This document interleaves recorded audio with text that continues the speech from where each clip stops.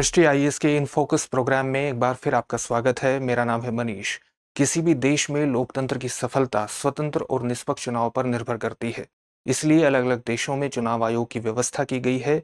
चुनाव आयोग पूरी तरह से स्वतंत्र होकर निष्पक्ष होकर के काम कर सके, इसके लिए मुख्य चुनाव आयुक्त और अन्य चुनाव आयुक्तों की नियुक्ति की प्रक्रिया भी स्वतंत्र होनी चाहिए। यह मुद्दा विशेष रूप से इसलिए महत्वपूर्ण है क्योंकि हाल ही में देश की राज्यसभा में एक विधेयक पारित किया गया है जो मुख्य निर्वाचन आयुक्त और अन्य चुनाव आयुक्तों की नियुक्ति से संदर्भित है। इसी मुद्दे पर आज इन फोकस में हम चर्चा करेंगे। हमारे टॉपिक का नाम होगा किस प्रकार चुनाव होगी नियुक्ति चुनाव आयुक्तों की। सबसे पहले देखते हैं कि इस टॉपिक के अंतर्गत हमारी चर्चा के क्या पक्ष रहेंगे। सबसे पहले हमने उस खबर को जान लिया है जिसके कारण ये टॉपिक चर्चा में आ जाता है।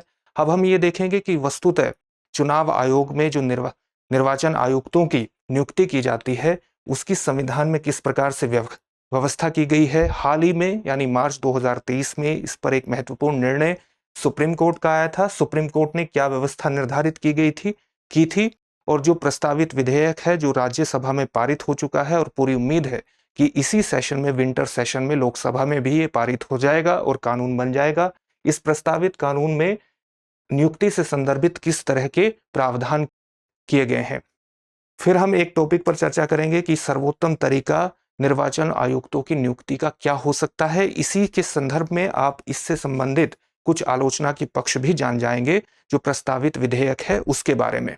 अंत में आपके लिए एक अभ्यास प्रश्न होगा जिसका उत्तर आपको कमेंट बॉक्स में कमेंट करके देना होगा। ये जो पूरा विषय है आप जानते हैं कि आईएएस की मुख्य परीक्षा के सामान्य अध्ययन प्रश्न पत्र 2 से जुड़ता है। उसके संविधान और भारतीय राज्य व्यवस्था जैसे खंडों से जोड़ करके आप उसे देख सकते हैं।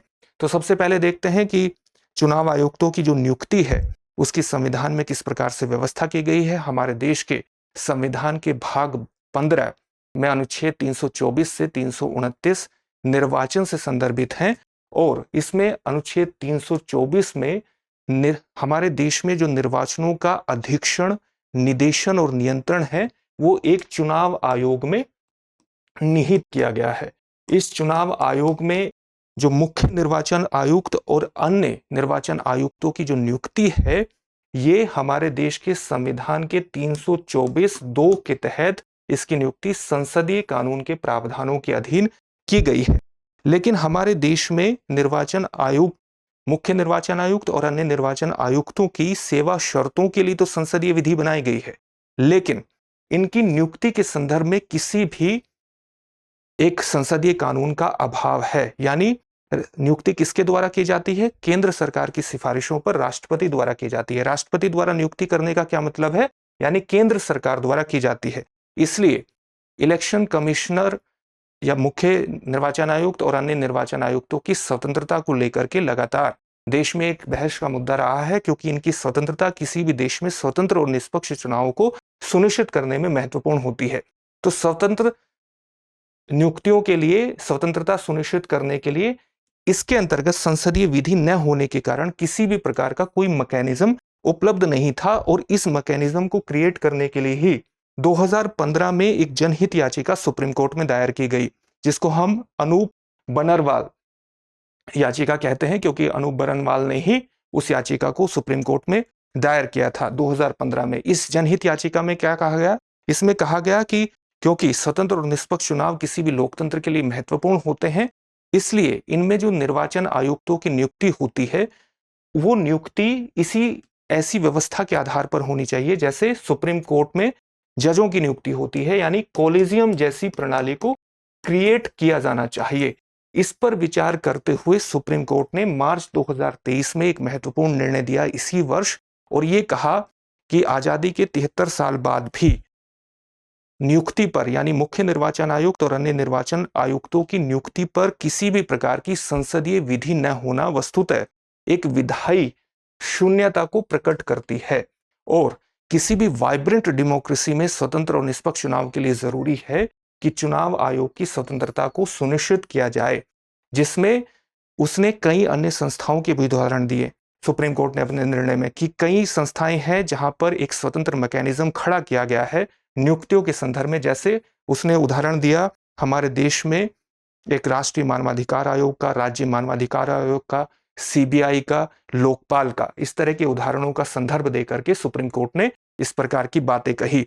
वस्तुतः सुप्रीम कोर्ट का निर्णय कई प्रकार की सुधार समितियों के आधार पर था। जैसे चुनाव सुधार पर एक समिति बनाई गई थी, दिनेश गोस्वामी समिति, जिसने अपनी सिफारिशें प्रस्तुत की। उसी प्रकार से विधि आयोग की जो रिपोर्ट है, 255वीं रिपोर्ट, इसमें भी चुनाव सुधारों पर कई बातें कही गई थी। इसी को आधार बना करके सुप्रीम कोर्ट ने अनुच्छेद 142 के तहत एक महत्वपूर्ण निर्णय दिया। इस निर्णय के तहत उसने कहा कि एक ऐसी मैकेनिज्म क्रिएट किया जाना चाहिए जो पूरी तरह से निष्पक्ष हो, स्वतंत्र हो, और इसके अंतर्गत एक समिति बनाई जा सकती है जिसमें हमारे देश के प्राइम मिनिस्टर, जिसमें चीफ जस्टिस ऑफ इंडिया और लोकसभा में विपक्ष के नेता या लोकसभा में सबसे बड़ी ऑपोजिशन पार्टी, सबसे बड़ी विपक्षी पार्टी के नेता उसमें शामिल हो सकते हैं, ताकि इसी की स्वतंत्रता को, निष्पक्षता को सुनिश्चित किया जा सके। और अगर ये व्यवस्था तब तक लागू रह सकती है जब तक कि इस पर संसद द्वारा किसी प्रकार का कानून न बनाया जाए, ये बात भी कही। इसीलिए अभी हाल ही में एक महत्वपूर्ण कानून प्रस्तावित किया गया है। जो प्रस्तावित कानून है, जिसकी चर्चा अभी की गई है, जो संबंधित है हमारे देश में मुख्य निर्वाचन आयुक्त और अन्य निर्वाचन आयुक्त नियुक्ति, उनकी सेवा की शर्तें और पदावधि विधेयक 2023। इसमें क्या व्यवस्था की गई है नियुक्ति से संदर्भित? ये किया गया है कि भारत सरकार में सचिव के पद के बराबर कोई भी व्यक्ति अगर पद धारण कर रहा है या पद धारण कर चुका है, उसकी नियुक्ति निर्वाचन आयुक्त के रूप में की जा सकती है या मुख्य निर्वाचन आयुक्त के रूप में की जा सकती है। किस प्रकार ये नियुक्ति की जाएगी? एक सर्च कमेटी बनाई जाएगी और इस सर्च कमेटी की अध्यक्षता देश के कानून और न्याय मंत्री करेंगे। कानून और न्याय मंत्री इस कमेटी की अध्यक्षता करेंगे, सर्च कमेटी की, और ये 5 व्यक्तियों का एक पैनल बनाएंगे। 5 व्यक्तियों का एक पैनल बनाएंगे जिसकी नियुक्ति होनी है निर्वाचन आयुक्तों के रूप में या मुख्य निर्वाचन आयुक्त के रूप में। और इसमें से व्यक्तियों का जो चयन है वो एक सिलेक्शन कमेटी द्वारा किया जाएगा। इस सिलेक्शन कमेटी में 3 व्यक्ति शामिल होंगे, प्रधानमंत्री, लोकसभा में विपक्ष के नेता या लोकसभा में सबसे बड़ी विपक्षी पार्टी के नेता इसमें शामिल होंगे, और प्रधानमंत्री द्वारा नामित एक कैबिनेट मिनिस्टर इसमें शामिल होंगे। तो जाहिर सी बात है इसमें सीजीआई को बाहर कर दिया गया और इसी कारण यह आलोचना का विषय भी बना। इस प्रकार की इसमें व्यवस्था की गई है। अब हम ये देखते हैं कि आलोचना का कारण आप समझ गए होंगे, क्योंकि इसमें सरकार की प्रमुखता है, तो यह आलोचना का कारण स्वाभाविक रूप से बनेगा। तो सब अलग अलग देशों में इससे संदर्भित क्या व्यवस्थाएं अपनाई गई है, अलग देशों में चुनाव आयोग से संदर्भित, जैसे दक्षिण अफ्रीका में चुनाव आयोग की स्वतंत्रता को, निष्पक्षता को सुनिश्चित करने के लिए वहां संवैधानिक न्यायालय के अध्यक्ष, मानवाधिकार आयोग और लैंगिक समानता के प्रतिनिधियों को इसके अंतर्गत शामिल किया गया है। इसी प्रकार से यूनाइटेड किंगडम में चुनाव आयोग की निष्पक्षता को सुनिश्चित करने के लिए हाउस ऑफ कॉमन्स द्वारा उसका अप्रूवल जरूरी होता है, उसकी स्वीकृति आवश्यक होती है। इसी प्रकार से संयुक्त राज्य अमेरिका में राष्ट्रपति नाम का घोषणा करते हैं और इस नाम को सीनेट द्वारा अप्रूव किया जाता है। सीनेट द्वारा अप्रूवल जरूरी होता है।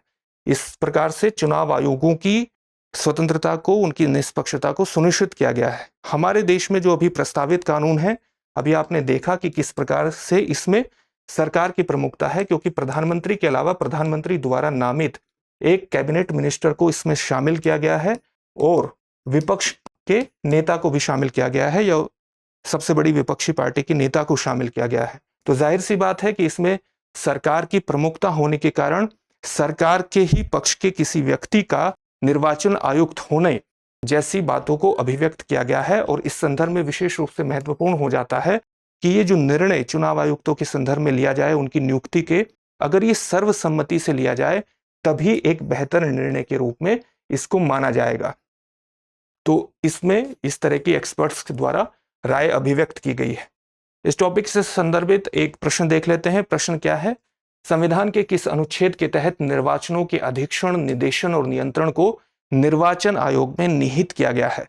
आपके ऑप्शंस हैं अनुच्छेद 315, अनुच्छेद 316, अनुच्छेद 326 या उपरोक्त में से कोई नहीं। इस प्रश्न का उत्तर आप हमें कमेंट बॉक्स में कमेंट करके जरूर दीजिए।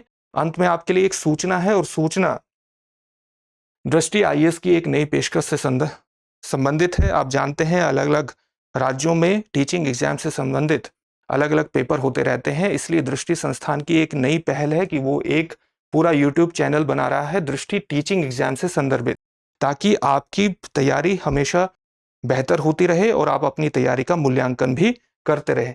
तो जल्दी ही आप इस चैनल को सब्सक्राइब कर लीजिए और इसका जो लिंक है वो आपको डिस्क्रिप्शन में मिल जाएगा। एक और सूचना नेशनल टेस्टिंग एजेंसी के यूजीसी नेट परीक्षा से संदर्भित है और इसमें राजनीति विज्ञान का बैच लाइव ऑनलाइन कोर्स प्रारंभ हो रहा है। इसमें भी एडमिशन प्रारंभ हो चुके हैं और अधिक जानकारी के लिए आप दृष्टि लर्निंग ऐप डाउनलोड कर सकते हैं। इसके साथ ही आप इस नंबर पर भी कॉल करके जानकारी हासिल कर सकते हैं। फिर से एक नए सेशन में आपसे मुलाकात होगी। धन्यवाद।